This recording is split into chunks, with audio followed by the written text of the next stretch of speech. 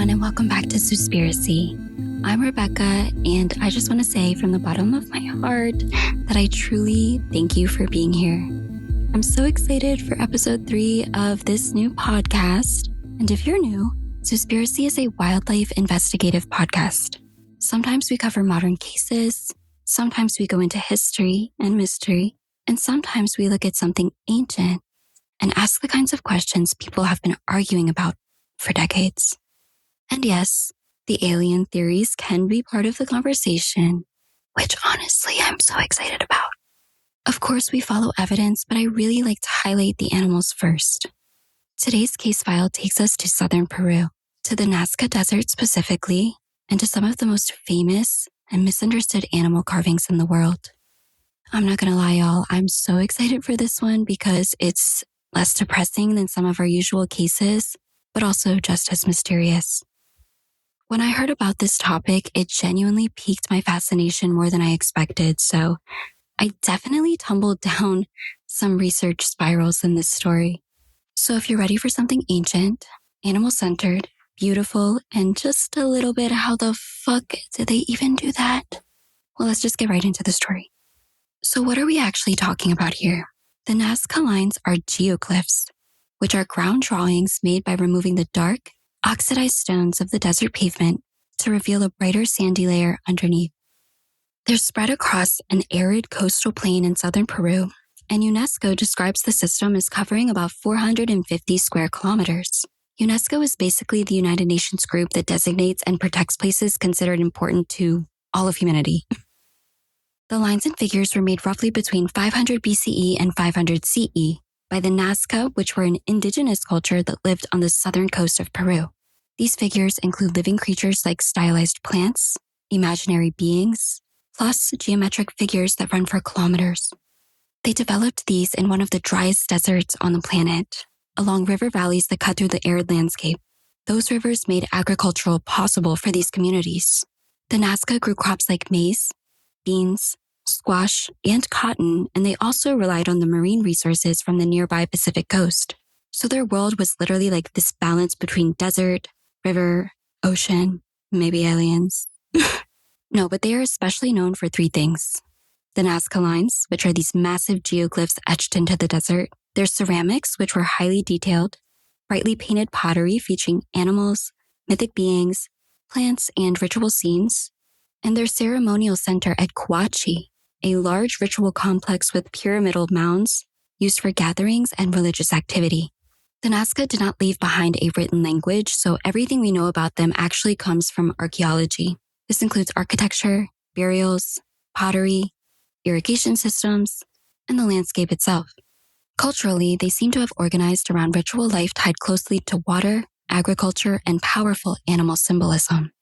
In a place where rainfall was unpredictable and survival depended on environmental balance, religious and ecological thinking were deeply connected. So when we talk about the Nazca Lines, we're talking about a real community of people who engineered irrigation systems, built ceremonial architecture, traded, and embedded animals into their spiritual and social worlds. This isn't a case of like a mysterious, unknown civilization kind of thing, but of course, there's always more to learn. This society was complex, adapted, and deeply rooted in their environment. I think we all are, right? UNESCO describes the Nazca Lines as among archaeology's greatest enigmas. You have quantity, scale, and continuity over centuries without a single official explanation. A geoglyph is a large design or image made directly on the ground, usually by moving rocks or soil to create a visible shape, such as the Nazca animal figures in Peru, as well as the ancient Uffington white horse carved into a hillside in England, or the blithe intaglios etched into the desert floor in California. The Nazca Lines aren't just one thing. They exist on plateaus and slopes. Major academic documentation projects emphasize that these markings cover many slopes and plateaus in the desert basin. So they're not just one flat canvas that you might imagine. Like initially, I definitely suggest that you guys look up these images because it's just amazing. There's like no other word, just amazing. I'll definitely post them on my socials when I get a chance, but you gotta look them up like right now. These slope figures can be seen from below or across a valley far more easily than a giant figure on a flat pampa. A pampa is basically a massive, flat stretch of land with very little vegetation. So how exactly did people plan animal images at monumental scales, with no drones, planes, satellites, or anything like that, using techniques that look simple up close, but definitely demand precision when you're zooming out and seeing like this perfect geometrical image? And why these animals specifically? Animals like a hummingbird, spider, monkey, whale, and dog. Let's talk about how these were discovered and how they enter the modern record, because the discovery history here really shapes the myths and theories. In 1927, the Peruvian archaeologist Toribio Mejia Chespe encountered and studied markings in the Nazca region during his fieldwork. In a later publication, he describes these markings and frames them as sikhs, or religious roads that were pathways in a sacred landscape. Sikhs are sacred ritual lines in Indian culture, basically like an invisible spiritual pathway connecting important ceremonial sites. People would walk these routes during religious ceremonies as part of offerings and seasonal rituals. In the 1940s, this is when the serious documentation began. Maria Riesch started mapping the lines by hand using measuring tape, compasses, and later a theodolite. She didn't use any aerial technology or gimmicks. She just did careful groundwork, blood, sweat, and tears. Respect, girl. One of the most important statements came from anthropologist Anthony Avini, who pointed out that writing about the Nazca Lines has often been heavy on speculation and light on documentation. The timeline itself is simple, though. First noted in the 1920s, systematically studied in the 1940s, and gradually recognized as globally significant in the decades that followed. In 1994, UNESCO designated the Nazca Lines as a World Heritage Site, formally recognizing their global cultural importance and placing them under international protection. That's great, but that definitely doesn't mean all of the questions are answered. In 2024, very recently, an AI-assisted survey published through PNAS reporting showed that researchers used AI-assisted analysis and documented more than 300 previously unidentified figurative geoglyphs in just 6 months. Watch out, y'all. AI is coming for everything. They're seeing everything out here. That nearly doubled the number of what the known animal and human figures were. There are two very different kind of images that are here in the Nazca Lines. Some are massive, hundreds of feet long, drawn with single, continuous lines across the flat desert. These are the iconic ones, like the hummingbird with wings stretched wide. I think this one might be my favorite. There's also a monkey with a perfectly curled tail, a spider that spans nearly a football field, and you don't really see these until you're elevated or far away, where they're bold, minimal, and almost graphic in style, I guess you could say. And then there are smaller figures that are carved more like etchings into the hillsides or near walking paths. These are closer to human scale, so you could stand near them and kind of understand what you're looking at. Many of those show people, domesticated animals, and even decapitated heads. It's kind of random, but okay. The smaller, more intimate figures tend to sit near ancient trails, which means that they're not just scattered randomly. These are places that people physically walked, and probably often. The enormous wild animal figures, on the other hand, are often positioned near large geometric lines and trapezoids, which are spaces that feel more ceremonial than communal. So this isn't really just a big versus small situation. It's like looking at two different kinds of experiences situation. Let's start with my favorite, which is the smallest animal that shows up having a massive message. The hummingbird. I love hummingbirds, as you've known, because I've said it several times already. We actually have one that comes and visits our house nearly every day, and we call him Ming. Seen from above, the hummingbird is all clean angles and curves, with a long tapering beak aimed forward, wings like open parentheses, and a body designed for motion, even though of course it'll never flap here. A study summarized in the Journal of Experimental Biology highlights something hummingbirds do that is just amazing: backwards flight. In controlled experiments, the birds shifted into a more upright posture while reversing, adjusting their wing beat plane, and beat their wings faster in backward flight versus forward flight. Even wilder, perhaps, is that backward flight cost about the same, energetically speaking, as forward flight and was reported as about 20% more efficient than hovering in this experimental context. Of course, this was a study, and within that study, the birds could not sustain backwards flight above a certain wind speed. So if you're the Nazca and you're choosing an animal to put in a desert, why this one? In an environment where life hinges on timing, water timing, planting timing, flowering timing, an animal that literally lives on the edge of energy, hovering in place and feeding from flowers, could perhaps be an icon of life. Some hummingbird species are stable, while others are threatened by habitat loss and fragmentation, especially where specialized flowers and elevation zones shift. It's amazing that the hummingbird's heart can beat up to 1,000 times a minute. That breaks down to roughly 80 beats per second. Wow. Next up is the spider geoglyph. The spider figure reads like a warning sign and a signature all at once. Legs splayed, body tight, lines crisp enough to feel intention from a distance. Okay. One peer-reviewed paper in the Science of Nature estimated that the global spider community kills roughly 400 to 800 million metric tons of prey each year, and that insects make up more than 90% of that prey. This paper frames spiders as among the most important natural enemies of insects worldwide, and the scale of predation is so large it's used to quantify their role in terrestrial food webs. So zoologically speaking, spiders are pest control, disease vector control, and population regulation. Of course, sneakily and quietly. I really think spiders probably try to avoid humans as much as possible because they know that they're going to die.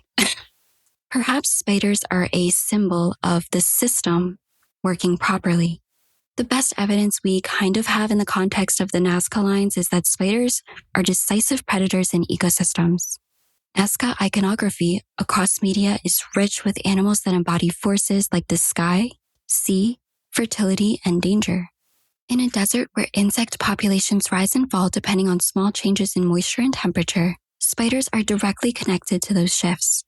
An animal that controls insects in an unstable environment could easily take on a symbolic meaning in a ritual landscape concerned with balance and survival. Spider includes tens of thousands of species. In fact, scientists have described over 50,000 spider species worldwide, and they exist on every single continent except Antarctica. They are also among the most important natural insect predators on Earth. Broad pesticide use and habitat simplification reduce arthropod diversity, which can destabilize natural pest control systems. Next up is the animal that doesn't quite belong, in the desert anyway, which is a monkey. Many scholars and viewers compare it to a spider-monkey-like form. Spider monkeys are significant seed dispersers in tropical forests. As they travel and feed, they distribute seeds across wide areas, directly shaping forest regeneration. What's interesting is the geographic contrast. Monkeys are not native to the hyper-arid coastal desert where the Nazca geoglyphs were created. Their natural habitat is in the Amazon basin. Archaeological scholarships on the south coast show continuity from the earlier Paracas culture into Nazca, and the animal imagery in both traditions includes species from multiple ecosystems. These included marine animals, highland birds, and forest mammals.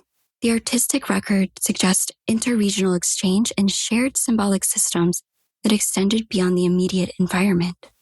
So the monkey geoglyph likely reflects cultural connections rather than local wildlife observations. It represents a broader ecological and symbolic network linking coast, highlands, and rainforest. In modern conservation terms, many spider monkey species are endangered due to habitat loss and hunting pressure.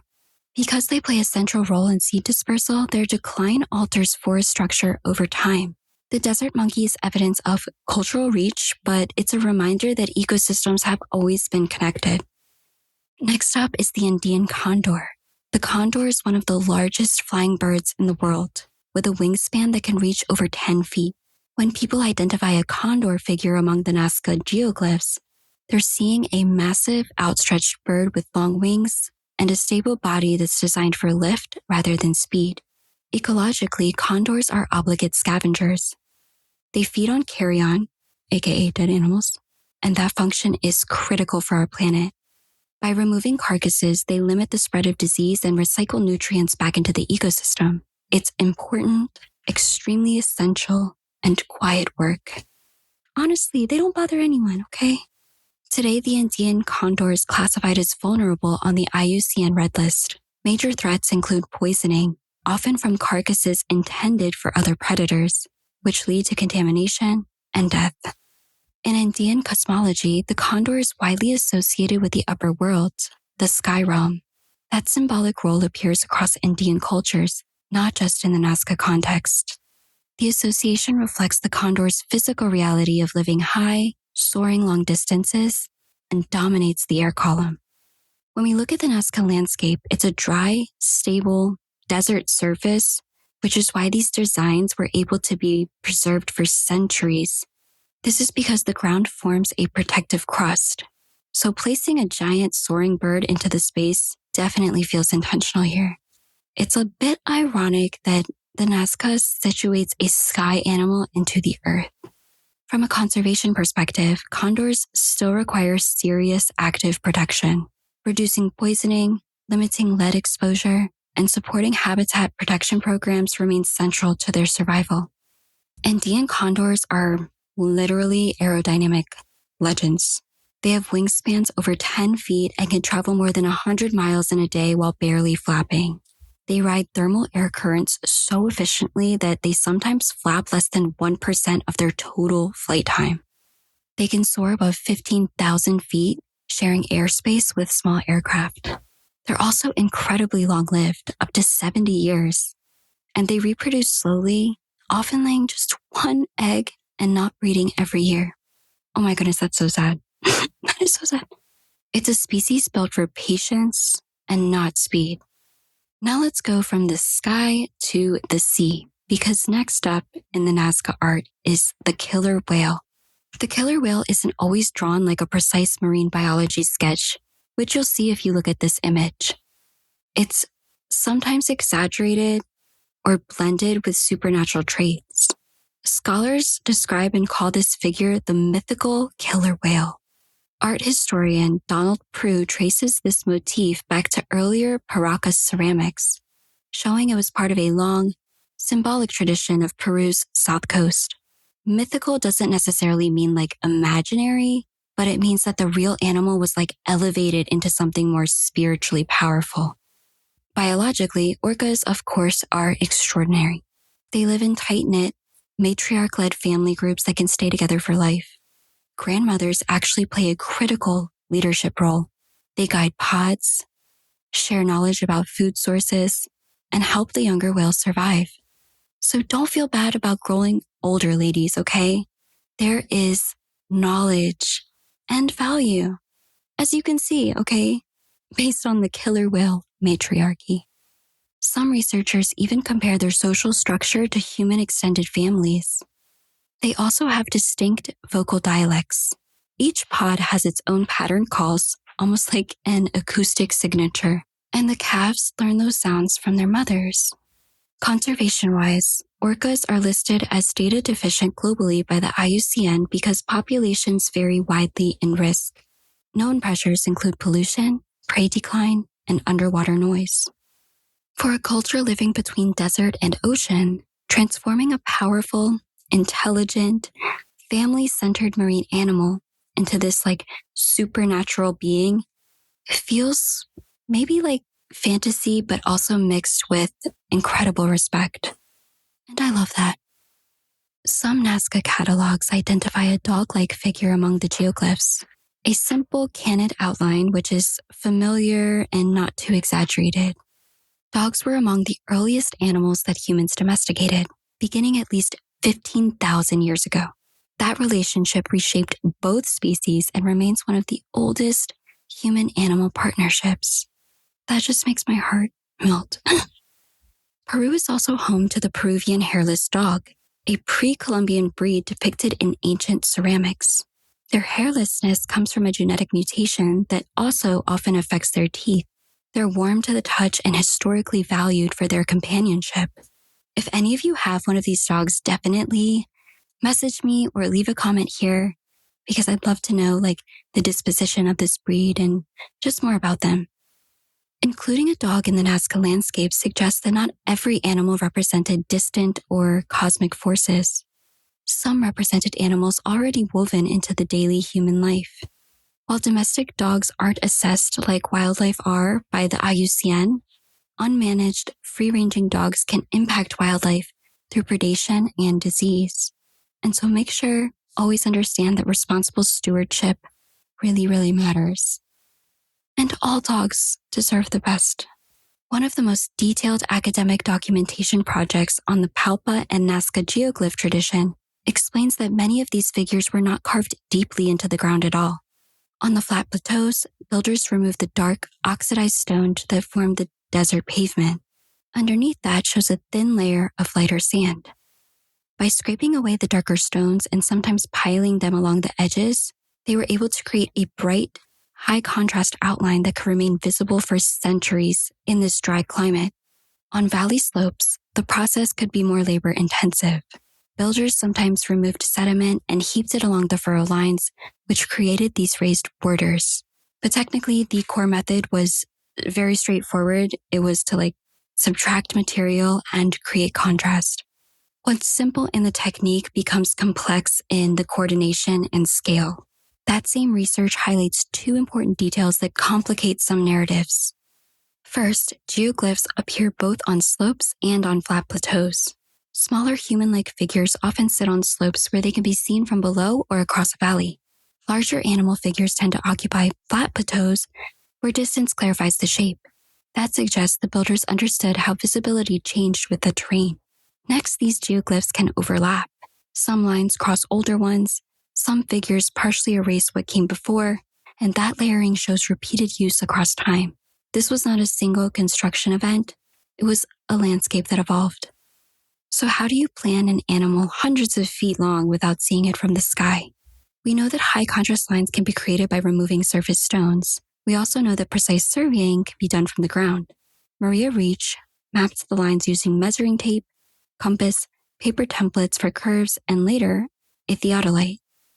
Her work alone demonstrates that ground-based geometry is capable of remarkable precision. A reasonable construction model is that builders laid out anchor points, measured the distances, and scaled proportions using repeated units. You don't need to see the entire hummingbird necessarily all at once. You just need those reference points and a system for checking the alignment. The idea of stakes and chords fits comfortably into this framework because a taut chord between 2 points is one of the oldest tools to create straight lines. Whether or not specific wooden stakes survive in every context, the logic of measured ground planning does not require flight. But here's something even more interesting. These lines appear to have been used. In 2024, an AI-assisted survey found a pattern. Smaller relief-type figures tend to sit near ancient trails, suggesting they were encountered at close range. Larger line-type, wild animal figures cluster near broader geometric networks, trapezoids and long lines that implied movement across space. This suggests a layered experience. Some figures were encountered immediately, others functioned within communal ritual movement. The way we study Nazca has changed dramatically over the last century. In the 1940s, systematic aerial photography began in Peru, creating image archives that scholars still use today. Photogrammetry allowed researchers to build accurate measurements from photographs, and later, high-resolution satellite systems made mapping large features easier. Remote sensing technologies now monitor erosion patterns and human disturbance. Technologies like SAR interferometry detect subtle changes in the pampa surface. Even small shifts matter in a desert where preservation depends on stability. At Kouachi, Nazca's major ceremonial center, researchers have used satellite imagery combined with ground-penetrating radar and magnetometry to identify buried architecture without excavation. And then artificial intelligence entered the picture. Hello.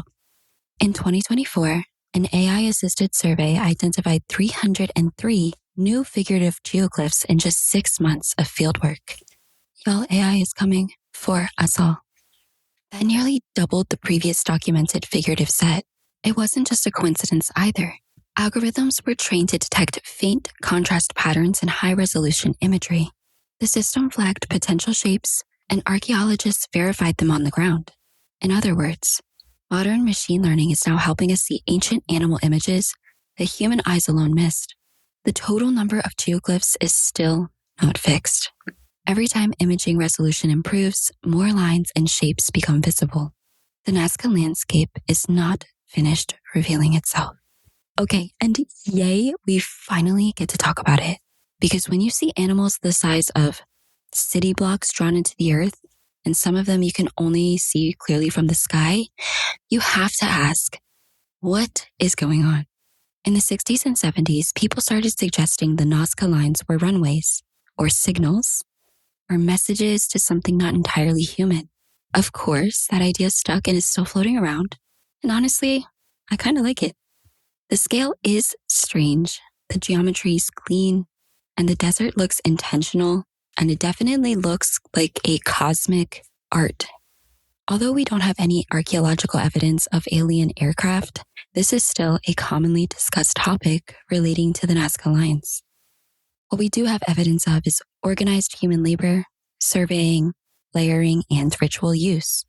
I live somewhere between mystery doesn't disappear just because we can explain the mechanics of it.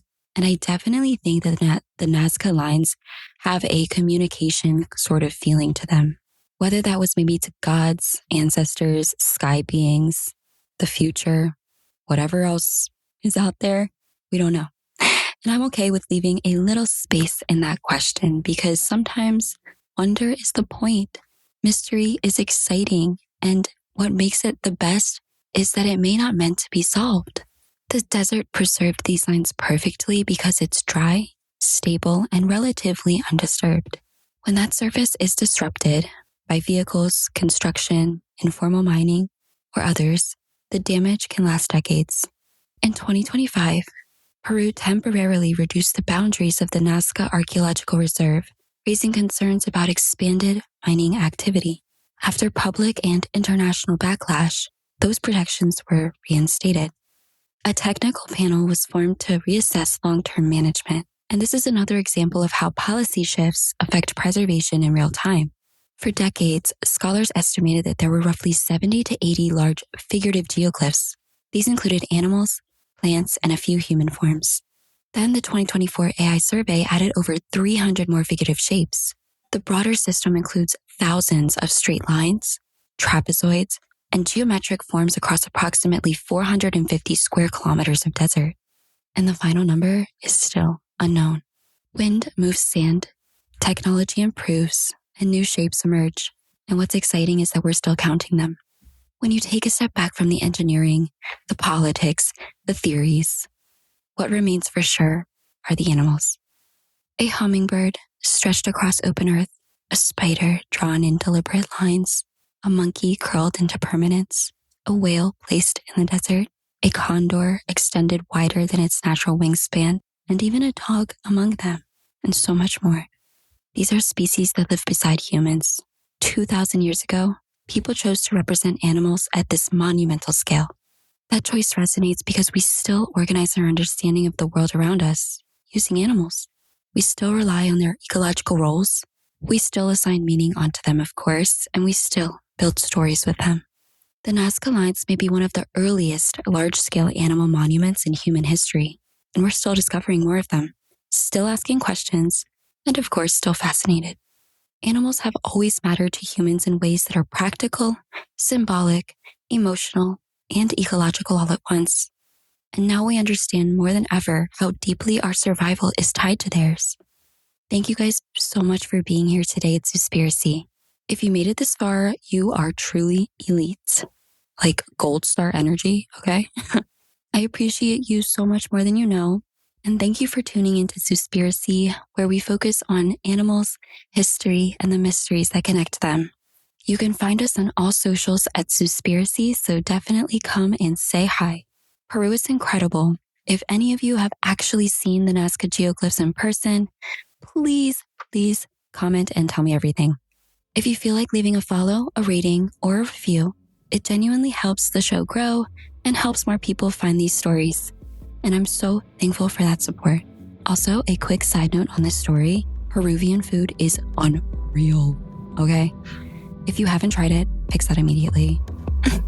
All right, I love you guys. That's the case file, and this is Zoospiracy.